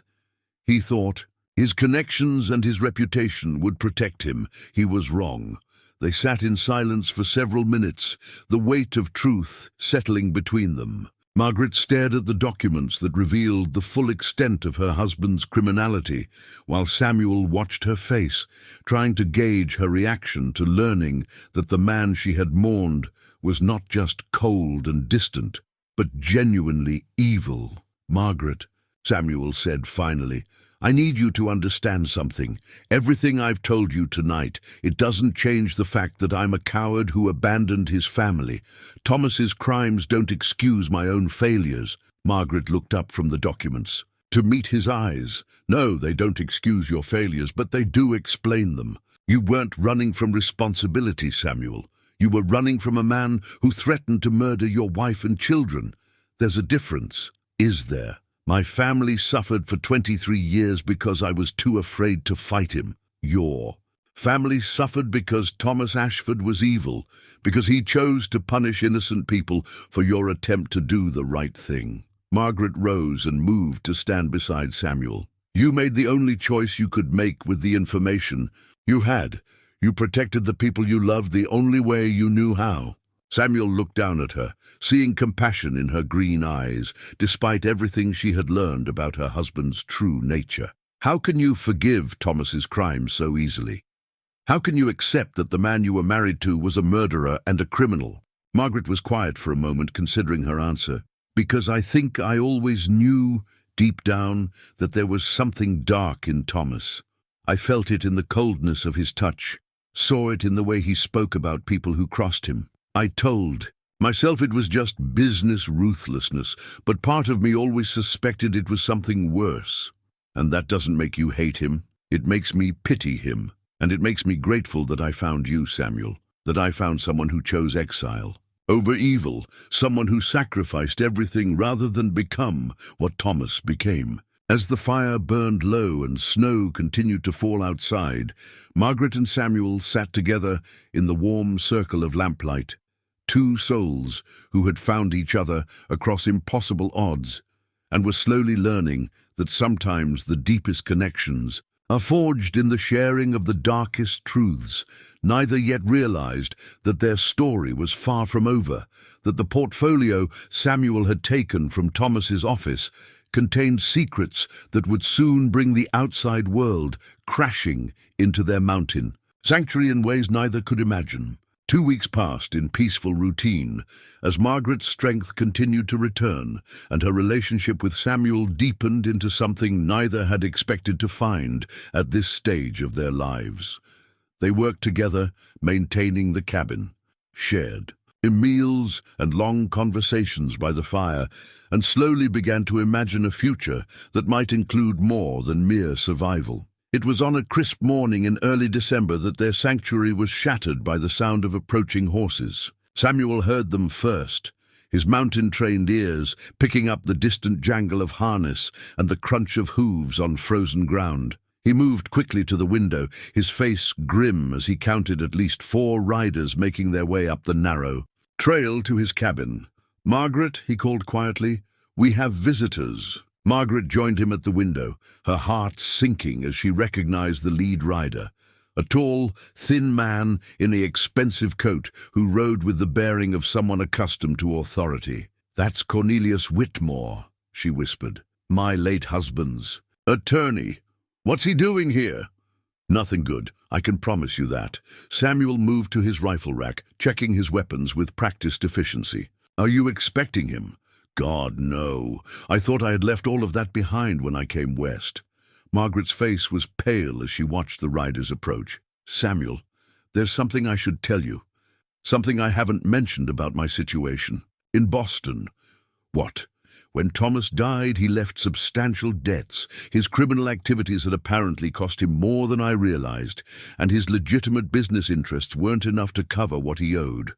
The lawyers and creditors have been circling ever since, trying to claim whatever assets remain." Samuel's jaw tightened. "And you're one of those assets, in a manner of speaking. As Thomas's widow, I'm responsible for his debts under law. But more than that, there are people who believe Thomas hid money before he died, money that they won't think I might know how to find." The riders had reached the cabin yard now, and Samuel could see that in addition to the attorney, there were 3 men who had the look of hired muscle rather than legal clerks. One of them was studying the cabin, with the calculating gaze of someone assessing defensive positions. "Mrs. Ashford," Cornelius Whitmore called out without dismounting, "I know you're in there. We need to speak with you about urgent legal matters." Samuel stepped onto the cabin's front porch, his rifle held casually but visibly in his hands. "State your business, gentlemen, then move along. This is private property." Whitmore's eyes narrowed as he took in Samuel's appearance, the weathered face, the simple clothes, the mountain man's bearing. "You must be the local who's been harboring—" "Mrs. Ashford, stand aside. We have legal authority to speak with her." "Do you have a warrant from a federal judge? Because this is territorial land, and your Boston legal authority doesn't reach here." One of Whitmore's companions, a heavy-set man with scarred knuckles, shifted in his saddle. "We don't need warrants to collect what's owed, mountain man." Samuel's grip on his rifle tightened almost imperceptibly. "I'd suggest you watch your tone, friend. Wyoming territory has its own ways of settling disputes." Margaret appeared in the doorway behind Samuel, and Whitmore's expression brightened with predatory satisfaction. "Mrs. Ashford, thank heavens. We found you. When you disappeared from Boston so suddenly, we feared the worst. What do you want, Cornelius?" "To discuss your late husband's business affairs, of course. There have been some interesting developments since your departure." Whitmore reached into his coat and withdrew a legal document. "It seems that Mr. Ashford's business partner, a man named Henry Cross who disappeared many years ago, may not have been the thief your husband claimed he was." Samuel felt his blood turn to ice. "You see," Whitmore continued, "we've been investigating your husband's financial records more thoroughly since his death, and we've discovered some rather startling discrepancies. It appears that Mr. Cross may have been the victim of a deliberate fraud, and that your husband may have built his fortune on money that rightfully belonged to his former partner." Margaret stepped closer to Samuel, instinctively seeking his protection. "What does this have to do with me?" "Everything, my dear woman, because if Henry Cross was cheated out of his rightful share of the business, then his heirs have a legal claim against your husband's estate, a claim that could bankrupt you entirely." Samuel's mind raced as he tried to understand Whitmore's game. The attorney was clearly fishing, but for what? Did he know Samuel's true identity, or was he simply trying to pressure Margaret into revealing information about Thomas's hidden assets? Of course, Whitmore continued smoothly, there might be ways to resolve this matter that would benefit everyone involved. If Mrs. Ashford were to cooperate with our investigation, to share any information she might have about her husband's business dealings, we might be able to reach an accommodation. What kind of accommodation? Margaret asked. The kind that would allow you to retain a portion of your inheritance instead of losing everything to Henry Cross's heirs, assuming we can locate them. Whitmore's smile was cold and calculating. We understand that your husband may have kept certain records, certain documents that might shed light on his business practices. Documents that a loyal wife might have taken with her when she fled. Boston. Samuel's heart pounded as he realized what Whitmore was really after. The portfolio he had taken from Thomas's office, the documents that proved Thomas's criminal activities. Somehow word had gotten out that such evidence existed, and these men had tracked Margaret across half a continent to find it. I don't know what you're talking about, Margaret said firmly. Thomas never shared his business records with me. Come now, Mrs. Ashford, we know you took something from your husband's office after his death, something valuable enough that you felt the need to flee clear to the wilderness to hide it. Samuel stepped forward, his rifle now held in a more obviously threatening position. The lady has given you her answer, gentlemen. I suggest you accept it and be on your way. Whitmore's smile grew wider. Actually, we were rather hoping to speak with you as well, Mr. What did you say your name was? I didn't. How interesting. You see, we've been making inquiries about Mrs. Ashford's activities since she left Boston, and we've learned some fascinating things about her journey west. For instance, we know she stopped in several towns along the way, asking questions about a man named Henry Cross. Margaret's face went white. That's not true, isn't it? Our sources tell us that you were quite persistent in your inquiries, almost as if you were looking for someone specific. Whitmore's eyes moved to Samuel with renewed interest. Someone who might have information about your husband's business dealings. Samuel kept his expression carefully neutral, but his mind was racing. Margaret had never mentioned making inquiries about Henry Cross during her journey west. If Whitmore was telling the truth, then Margaret's arrival at his cabin might not have been the accident he had believed. You're a liar, Margaret said, but her voice lacked conviction. Am I? Then perhaps you can explain why you withdrew such a large sum of money before leaving Boston, more than enough to finance a much more comfortable journey than the one you undertook. Where did that money go, Mrs. Ashford? What did you purchase with it that was so important you were willing to risk your life in the wilderness? Samuel's blood ran cold as the implications hit him. If Margaret had been looking for Henry Cross, specifically if she had money unaccounted for, then everything about their meeting, everything about her story, might be a lie. I think it's time you gentlemen moved along, Samuel said, his voice steady despite the turmoil in his mind. You've said your piece. Whitmore reached into his coat again, this time withdrawing a daguerreotype that made Samuel's heart stop. It was the same family portrait that Margaret had found hidden in his cabin, showing Henry Cross with his wife and children. Recognize this, Mr. Cross? Whitmore asked, his voice dripping with satisfaction. Yes, we know exactly who you are. The question is, does Mrs. Ashford? And if she does, what exactly are the two of you planning to do with those documents you stole from Thomas Ashford's office? Samuel felt the world shifting beneath his feet as he realized that somehow everything had been orchestrated. Margaret's arrival, her collapse near his cabin, even her gradual recovery, had it all been an elaborate deception? Margaret, he said quietly, not taking his eyes off Whitmore, is there something you want to tell me? Margaret's face was a mask of anguish as she looked between Samuel and the attorney. When she finally spoke, her voice was barely a whisper. I'm sorry, Samuel. I'm so sorry. Whitmore's laugh was triumphant. "Oh, this is delicious. She hasn't told you, has she, Mr. Cross? She hasn't explained why she really came looking for you." "Margaret?" Samuel's voice was strained with the effort of keeping his emotions in check. "I didn't come west to die," Margaret said, tears streaming down her cheeks. "I came to find you. I came to find Henry Cross." "Why?" "Because Thomas left a letter. A deathbed confession that he gave to his attorney with instructions to open it only if he died under suspicious circumstances." Margaret's voice grew stronger as she continued, as if confession was bringing her relief. "The letter admitted to everything: the illegal cargo, the threats against your family, the lies he spread about you after you disappeared. He confessed to being a criminal, Samuel, and he begged forgiveness for what he had done to you." Samuel stared at her in shock. "Thomas confessed? After all these years?" "The letter was his insurance policy. He was afraid his criminal associates might turn on him, and he wanted to leave evidence of his crimes in case they killed him.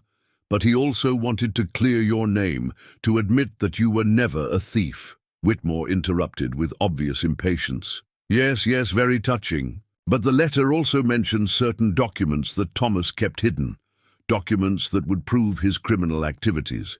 Documents that he claimed to have hidden in his office safe." "The portfolio," Samuel breathed, understanding at last.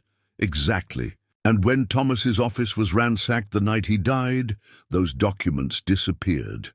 But we have reason to believe that someone took them before the official investigation began."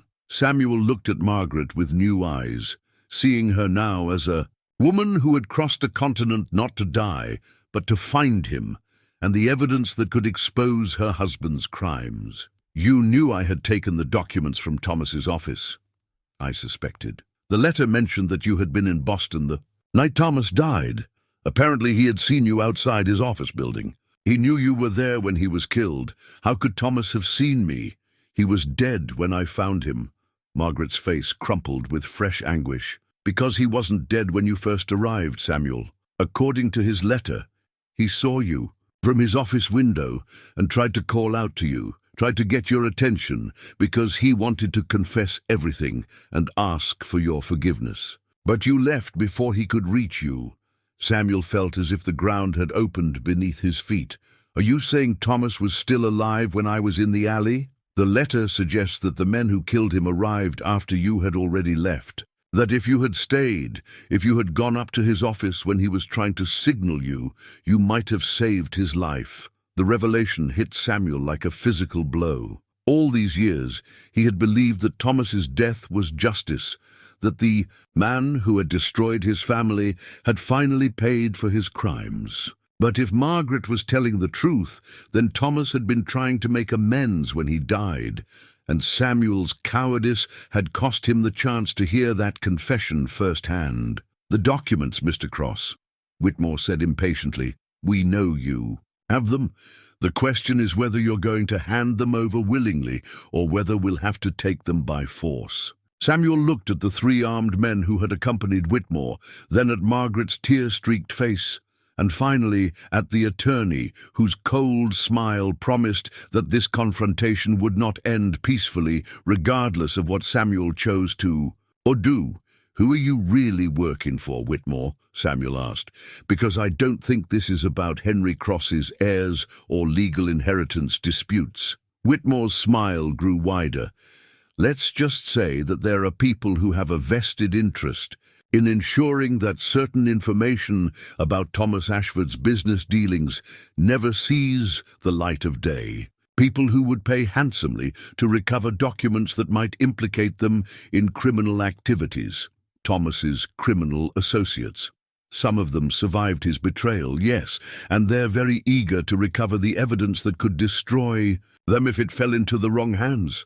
Samuel understood at last. The portfolio he had taken from Thomas's office didn't just contain evidence of Thomas's crimes. It contained records of his criminal associates, their identities, their illegal activities, men who would kill to keep their secrets safe.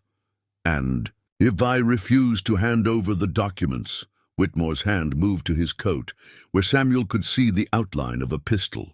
"Then I'm afraid this conversation will take a decidedly unpleasant turn, Mr. Cross, for both you and Mrs. Ashford." Samuel looked at Margaret one final time, seeing in her eyes the truth he had been trying to deny, that she had deceived him about her reasons for coming west, that their entire relationship had been built on lies designed to manipulate him into revealing the location of Thomas's stolen documents. But he also saw something else in her gaze: genuine anguish, real tears, authentic regret for the deception she had practiced. Whatever her original intentions, Margaret's feelings for him had become real during their time together. "The documents are hidden," Samuel said finally. "Not here in the cabin. If you want them, you'll have to give me time to retrieve them." Whitmore's eyes glittered with triumph. "How much time?" "Until tomorrow morning, and I go alone. I'm afraid that's not acceptable. Mrs. Ashford will accompany you to ensure you don't try to run." Samuel nodded grimly, understanding that he had just bought them perhaps 18 hours to figure out how to escape a trap that had been years in the making. But as he looked at Margaret's face, he wondered if escape was even what she wanted, or if her mission to find Henry Cross had always been intended to end exactly as it was ending now. The mountain wind picked up, rattling the cabin's shutters, and sending snow swirling around the horses and riders, as if nature itself was warning of the storm that was about to break over their lives. As evening fell, Whitmore and his men made camp in Samuel's yard, posting guards to ensure that neither he nor Margaret could escape during the night. The attorney had been clear about the arrangement. Samuel would lead them to the hidden documents at first light, or the consequences would be severe for both of them. Inside the cabin, Samuel and Margaret sat at opposite ends of the small room, the weight of revealed deceptions hanging between them like a physical barrier. Margaret had stopped crying, but her face remained etched with guilt and sorrow. Samuel stared into the fire, his mind working through the implications of everything he had learned. "How long have you known?" he asked finally, his voice quiet, but strained. "Known what?" "Don't. Please, we're past the point of games now, Margaret. How long have you known who I really was?" Margaret drew her shawl more tightly around her shoulders. "From the first night, I was coherent enough to think clearly. When you told me your name was Samuel Cross, when I saw the books, the way you spoke, it wasn't hard to piece together. And the story about fleeing Boston to find peace before you died, that part was true. I was dying, Samuel. Dying inside. Suffocating in a life that felt like a beautiful prison. But you're right that I had a specific purpose in coming west." Samuel turned from the fire to look at her directly. "Tell me the truth, Margaret. All of it." Margaret was quiet for a long moment, gathering her thoughts. When she finally spoke, her voice was steady, but filled with regret. "After Thomas died, Cornelius Whitmore approached me with Thomas's deathbed letter. He said there were irregularities in Thomas's accounts, evidence that his business partner Henry Cross might have been innocent of the crimes Thomas had accused him of. And you believed him?" "I wanted to believe him. Do you understand what it was like, Samuel, living with the knowledge that my comfortable life was built on suffering? When Whitmore told me that there might be a way to make amends, to find the man Thomas had wronged and somehow set things right, it felt like a path to redemption." "So you agreed to find me?" "Whitmore said that if Henry Cross was still alive, he deserved to know the truth about Thomas's crimes. He deserved to have his name cleared and to receive compensation for what Thomas had stolen from him." Margaret's voice grew bitter. It sounded so noble, so just. I was naive enough to believe that Whitmore's motives were pure. "When did you realize they weren't?" "Gradually, as I traveled west and began asking questions about you, the people Whitmore had hired to help me find you. They weren't lawyers or investigators. They were hard men, men who spoke about you the way hunters speak about prey." Samuel felt a chill that had nothing to do with the mountain air. "You led them to me." "No, I lost them deliberately in Denver, used the last of my money to disappear and continue the search alone.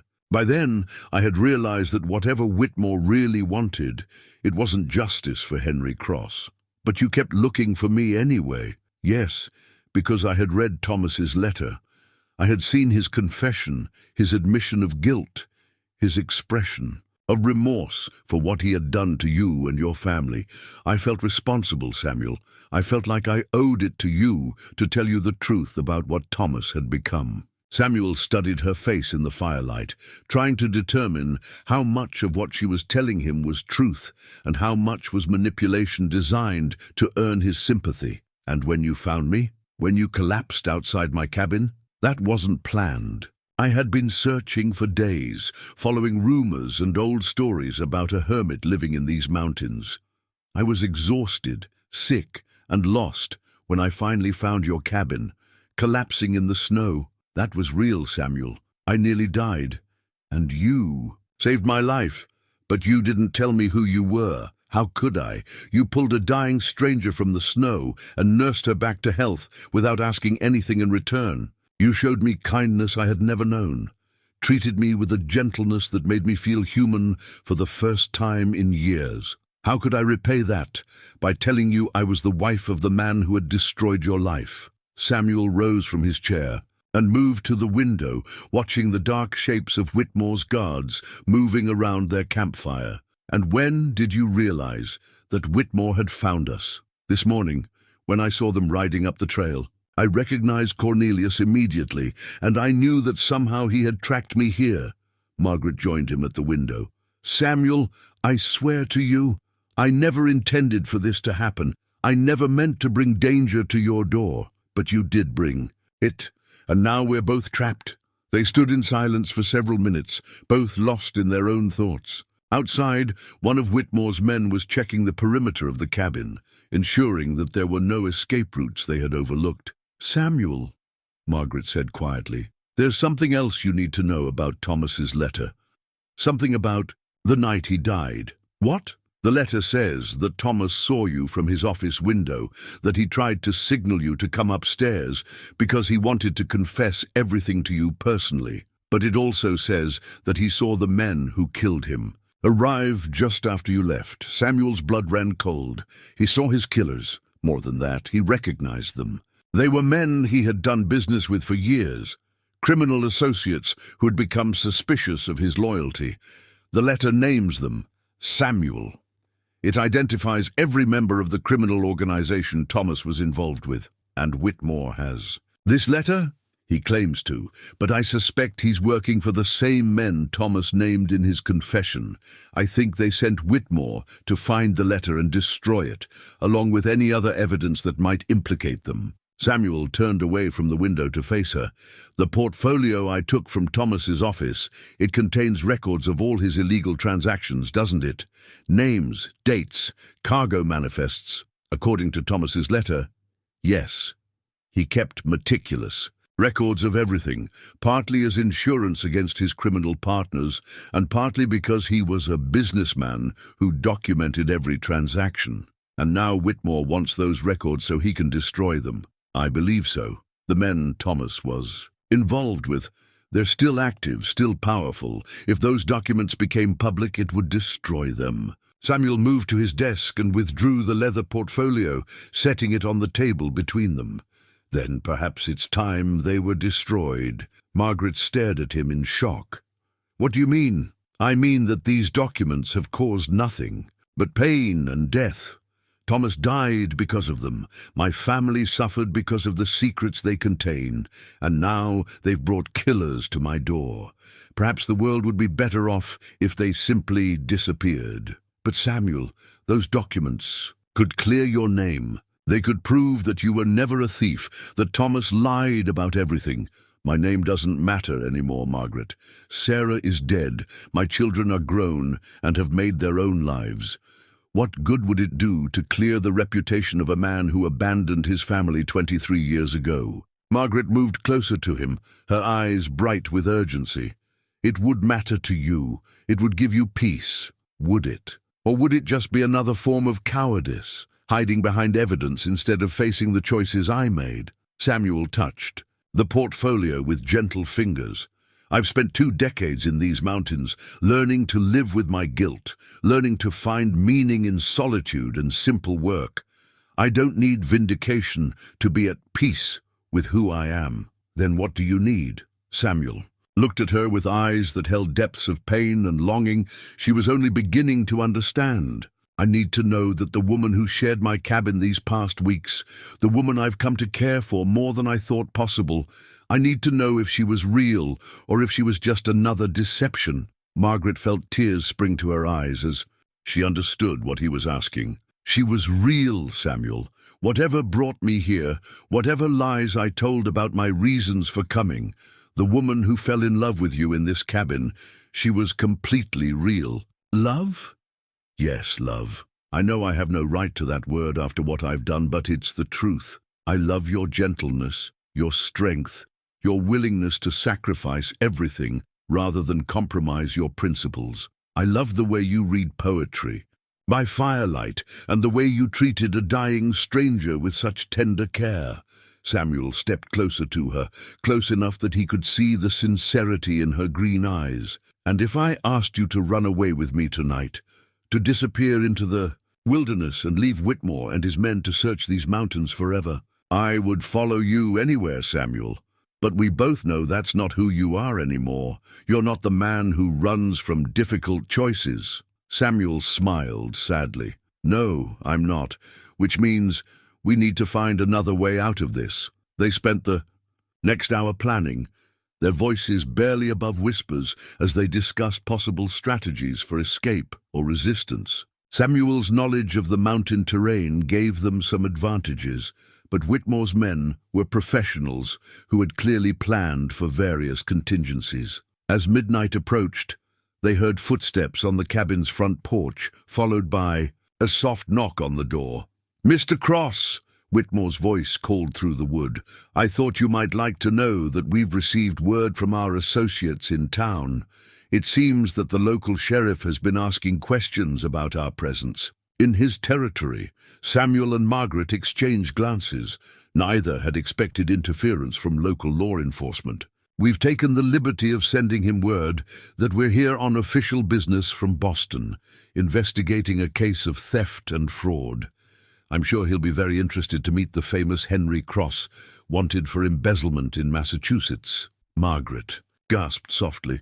"He's going to turn you over to the sheriff." "The sheriff will be here by morning," Whitmore continued, "which means our timeline has accelerated somewhat. I'll need those documents tonight, Mr. Cross, or I'm afraid you'll be spending your remaining years in a federal prison instead of these lovely mountains." Samuel moved to the door but didn't open it. "I told you, the documents aren't here. I need time to retrieve them." "Then you'd better start walking, hadn't you? My men will escort you and Mrs. Ashford to wherever you've hidden Thomas's records.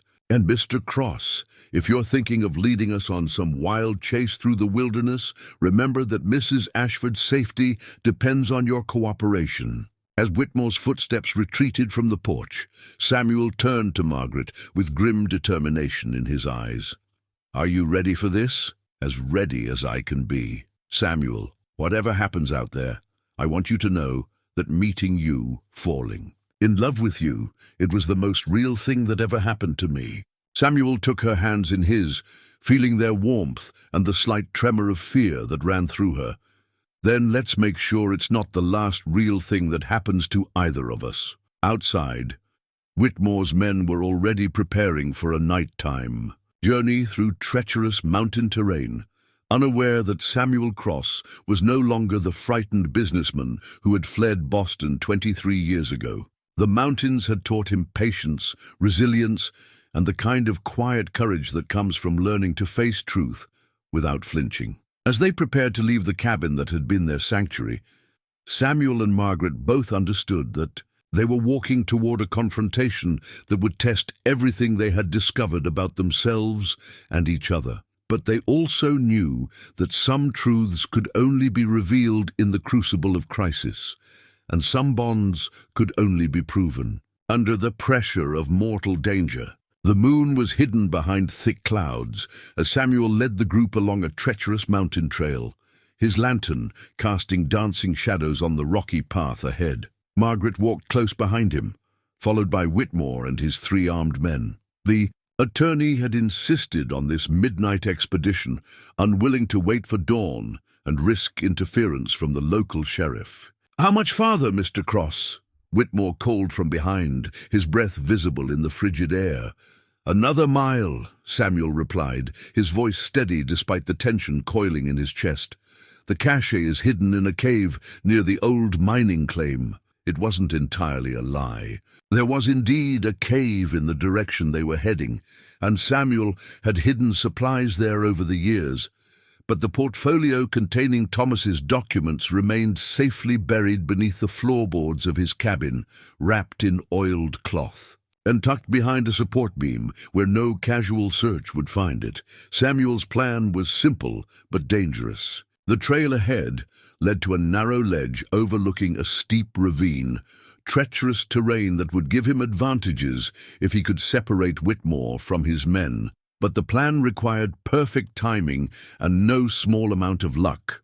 "Tell me, Mr. Cross," Whitmore said as they climbed higher into the mountains, "what did you think when you discovered that your old partner had confessed to everything? Did it give you satisfaction to know that Thomas finally admitted his crimes?" Samuel didn't answer immediately, focusing instead on the path ahead. When he finally spoke, his voice carried the weight of decades of reflection. "Thomas's confession doesn't change what I did, Mr. Whitmore. It doesn't bring back the years I lost with my family or undo the pain my cowardice caused. But surely it vindicates you. Surely it proves that you were the innocent party in your business relationship." There were no innocent parties in Thomas Ashford's business dealings. Anyone who profited from his enterprises, including me, bears responsibility for the suffering they caused. Margaret stumbled slightly on the rocky path, and Samuel instinctively reached back to steady her. Their eyes met briefly in the lantern. Light, and he saw understanding pass between them. She knew what he was planning, even without words. "How touching," Whitmore observed with cold amusement. "The guilty conscience of a reformed criminal. Tell me, Mr. Cross, does your newfound moral clarity extend to protecting Mrs. Ashford from the consequences of her deception?" "What deception is that? Oh, come now. Surely you don't believe that her arrival at your cabin was mere coincidence? Mrs. Ashford has been working for us from the beginning, Mr. Cross. Her entire journey west, her convenient collapse near your dwelling, even her touching recovery under your care, all carefully orchestrated to gain your trust." Samuel felt Margaret tense beside him, but he kept his expression neutral. "Is that true, Margaret?"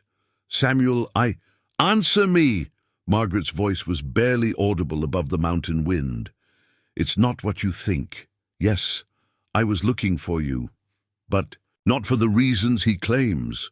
I wanted to help you, to make amends for what Thomas had done." Whitmore's laugh echoed off the canyon walls. "She's been reporting your location to us for weeks, Mr. Cross. Every detail about your life, your habits, your defenses. Did you really think we found you by accident?" Samuel stopped walking and turned to face the group, his lantern illuminating the pain and confusion in Margaret's eyes. "Is that true, Margaret? Have you been sending reports to Whitmore?" "No," Margaret said firmly. "I lost his men in Denver deliberately. I came to find you alone." "Then how did we locate you so easily?" Whitmore asked with obvious satisfaction. "How did we know exactly where to find both of you?" Margaret's face went white as understanding dawned. "The telegraph office in town, when I sent word to my sister that I was safe. We've been monitoring all telegraph communications from this region for months," Whitmore confirmed. "The moment you sent that message, we knew exactly where you were." Samuel felt a mixture of relief and admiration for Margaret's quick thinking. She had indeed been trying to protect him, and her only mistake had been a moment of kindness in reassuring her family that she was alive. "Well, this has been illuminating," Samuel said, turning back to the trail. "But we're nearly there now." They climbed higher, the path becoming increasingly treacherous as it wound along the edge of the ravine. Samuel could hear the rush of water. Far below, fed by mountain springs and winter snowmelt. The ledge ahead was narrow, barely wide enough for two people to walk side by side. "Careful here," Samuel called back. "The rock is unstable, and it's a long fall to the bottom." As they approached the narrowest section of the trail, Samuel made his move. He suddenly stumbled, dropping his lantern and plunging the group into a darkness. In the confusion that followed, he grabbed Margaret's hand and pulled her toward a depression in the rock face that he had noted on their way up. "What the hell?" one of Whitmore's men shouted, but his words were cut off as Samuel's rifle butt connected with his jaw, sending him tumbling into the ravine below. "Kill them both!" Whitmore screamed, but his remaining men were struggling to see in the darkness, their shots going wild as Samuel and Margaret pressed themselves against the cliff face. Samuel returned fire, the muzzle flash illuminating their attackers for brief moments. Another of Whitmore's men cried out and fell, but the attorney and his last gunman were still dangerous, their shots coming closer to Samuel's position with each exchange. "Margaret," Samuel whispered urgently, "when I tell you, run back down the trail. Don't stop, don't look back. Get to the cabin and barricade yourself inside. I'm not leaving you. You have to. This isn't your fight anymore." Before Margaret could protest further, Samuel rose from their hiding place and charged directly at Whitmore's position, his rifle blazing. The bold attack caught their enemies off guard, and in the chaos that followed, everything Samuel had planned began to unfold exactly as he had hoped, and in ways he could never have anticipated. Samuel's charge caught Whitmore and his remaining gunmen completely off guard. The attorney stumbled backward, his pistol firing wildly into the night sky, while his hired muscle tried to bring his rifle to bear on Samuel's rapidly moving form. But 23 years in the mountains had taught Samuel patience, strategy, and the kind of fluid movement that comes from living in harmony with dangerous terrain. He rolled behind a boulder as bullets chipped stone around him, then emerged. From an unexpected angle, his own rifle speaking with deadly accuracy. Whitmore's last gunman spun and fell, clutching his shoulder as his weapon clattered down the mountainside. "It's over, Whitmore," Samuel called out, his rifle trained on the attorney's trembling form. "Your men are down, and you're alone." "You don't understand what you're doing, Cross," Whitmore gasped, pressed against the rock face with nowhere to retreat. "Those documents you stole. They contain information that could destroy powerful men, men who will stop at nothing to recover them. Then perhaps it's time those men face the consequences of their actions. You're signing your own death warrant. Even if you kill me, others will come. They'll never stop hunting you." Samuel moved closer, keeping his rifle ready, but no longer pointing it directly at Whitmore. "Maybe, but they'll be hunting a man who's no longer afraid to fight back." Margaret emerged from her hiding place, her face pale but determined. "Samuel, we need to get back to the cabin. If the sheriff is really coming in the morning—" "The sheriff," Whitmore interrupted with a bitter laugh. "Do you really think we contacted the local authorities? There is no sheriff coming, Mrs. Ashford. That was simply a ploy to force your hand." Samuel felt a mixture of relief and anger at Whitmore's admission. More lies. Perhaps. But the men I work for, they're very real and they're very dangerous. You may have won this battle, Mr. Cross, but the war is far from over. Before Samuel could respond, the sound of approaching horses echoed up from the trail below. Multiple riders, moving fast despite the treacherous terrain and darkness. Samuel's blood ran cold as he realized that Whitmore's backup had arrived. "Did you really think I would come here with only 3 men?" Whitmore asked, his confidence returning. "I have a dozen more waiting in the valley below. By now they've heard the gunfire and are on their way." Samuel grabbed Margaret's hand. "We need to move. Now." They started back down the trail, but the sound of approaching riders was getting closer. Samuel's mind raced as he considered their options. The cabin was too far away, and they would be caught in the open long before they could reach safety. "This way," Samuel said, pulling Margaret toward a narrow gap in the rocks that led to an alternative path down the mountain. "There's an old mine shaft about half a mile from here. We can hide there until morning." As they squeezed through the rocky opening, Whitmore called after them, "You can't run forever, Cross. Sooner or later, you'll have to face the truth about what those documents contain." "What truth?" Margaret asked as they moved carefully along the hidden trail. "I don't know," Samuel admitted. "But whatever it is, Whitmore and his employers are willing to kill for it." They could hear voices behind them now as Whitmore's reinforcements reached the ledge and began organizing a search. Samuel led Margaret through terrain that would have been impossible to navigate without intimate knowledge of the mountain's hidden paths and secret ways. The mine shaft, when they reached it, was little more than a hole in the rock face. Barely large enough for two people to shelter inside, but it was invisible from the main trails, and Samuel had used it as an emergency cache for years. As they huddled together in the cramped space, listening to their pursuers moving through the forest. Below, Margaret finally asked the question that had been haunting both of them. "Samuel, what if Whitmore is right? What if those documents contain something so dangerous that keeping them puts innocent people at risk?" Samuel was quiet for a long moment, considering her words. "What do you think we should do?" "I think we should read them, really read them. Every page, every detail. We need to understand what we're dealing with before we decide what to do with them.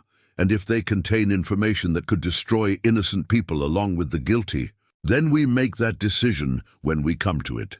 But we make it together, with full knowledge of what's at stake." Samuel looked at her in the dim light filtering through the mine entrance, seeing in her face the same determination that had carried her across a continent to find him. "Together, if you'll have me. I know I deceived you about why I came here, but my feelings for you are real, Samuel. More real than anything I've ever experienced." Samuel reached out and touched her face gently. "When this is over, if we survive this, I want to ask you something important."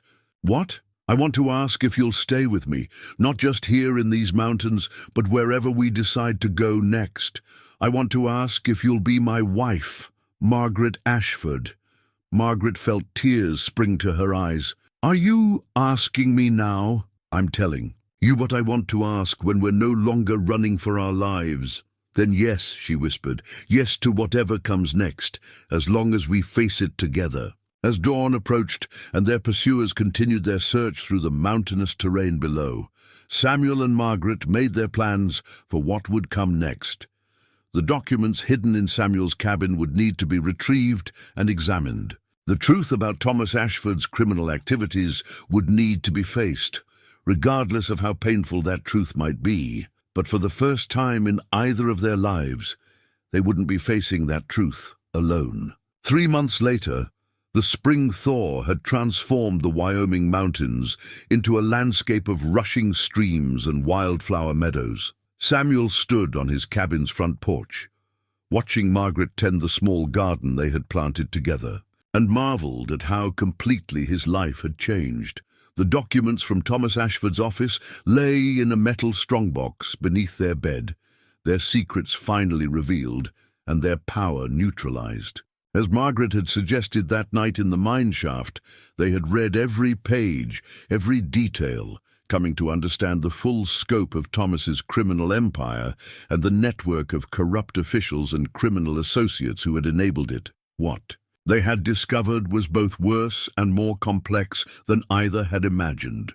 Thomas's records didn't just document his own crimes, they revealed a web of corruption that reached into the highest levels of Boston society, implicating judges, politicians, and business leaders in activities ranging from human trafficking to arms dealing to the systematic exploitation of immigrant workers.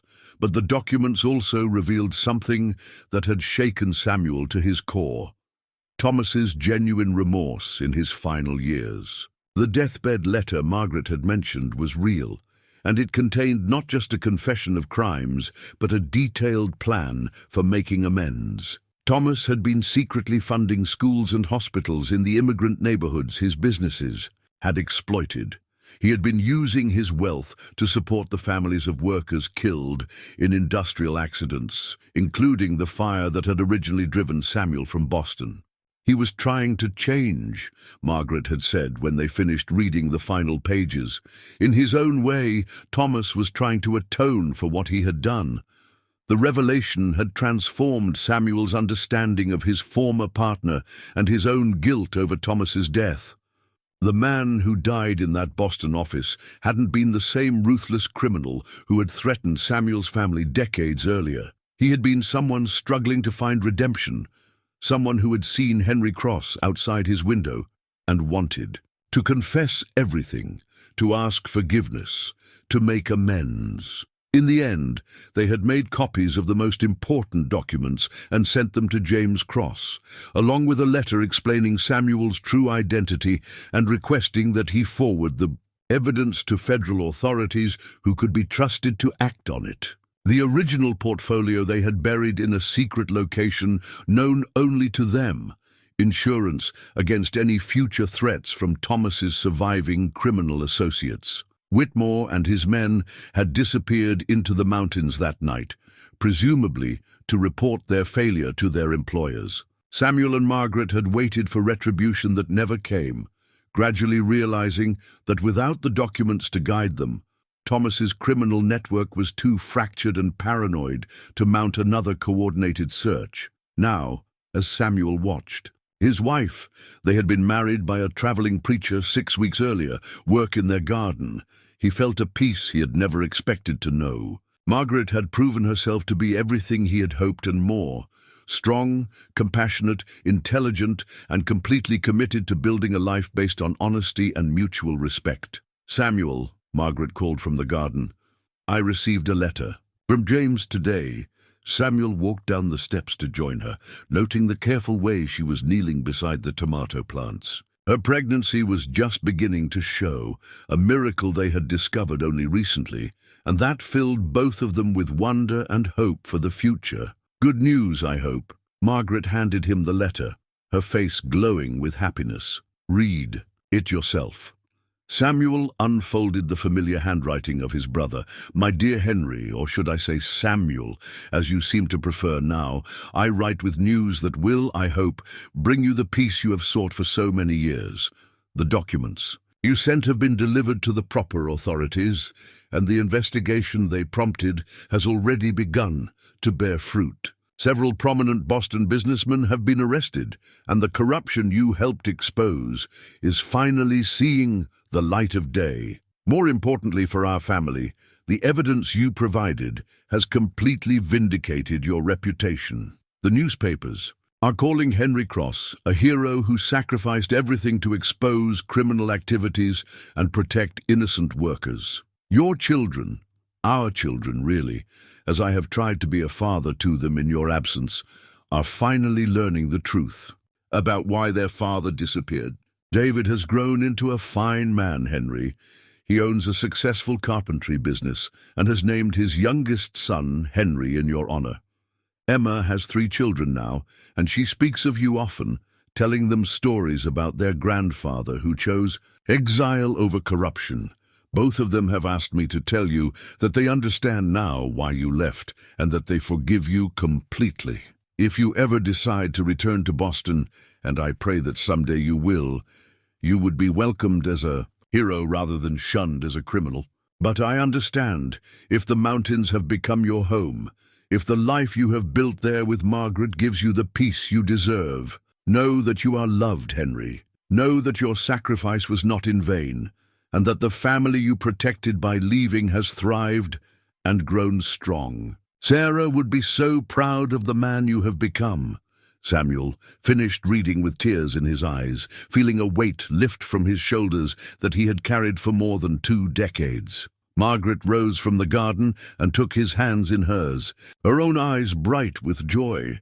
"Your family forgives you," she said softly. "You can finally forgive yourself." Samuel pulled her into his arms, holding her close as the mountain wind whispered through the pines around their cabin. "I already have," he said. "The day I found you in the snow, the day I chose to save a life instead of hiding from my past, that's when I finally forgave myself."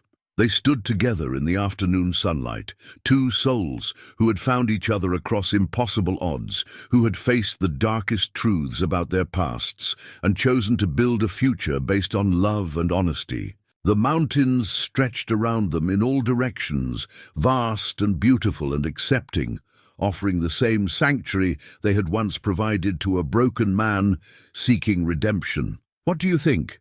Margaret asked, gesturing toward the garden and the cabin and the life they had built together. "Should we stay here in Wyoming, or would you like to go back east and meet your grandchildren?" Samuel considered the question, looking at the simple wooden wedding ring he had carved for Margaret from mountain oak, thinking about the child growing within her, contemplating the family they were creating together in this place of refuge and healing. "I think," he said finally, "that home isn't a place. It's the people you choose to love and the life you build with them. Whether we stay here or go to Boston or travel anywhere else in this wide world, as long as we're together, we're home." Margaret smiled and kissed him gently, tasting the mountain air on his lips and feeling the steady strength of his arms around her. Behind them, the cabin stood solid and welcoming, its windows gleaming in the afternoon light. Before them stretched endless possibilities for a future built on truth, love, and the kind of quiet courage that comes from learning to face the past without fear. As evening approached, and they walked hand in hand back to their home, Samuel Cross, no longer running from his mistakes but running toward a future filled with hope, knew that he had finally found what he had been searching for all his life. Not redemption through exile, but redemption through love. Not peace through solitude, but peace through connection. Not forgiveness from others, but the far more difficult and valuable gift of forgiving himself.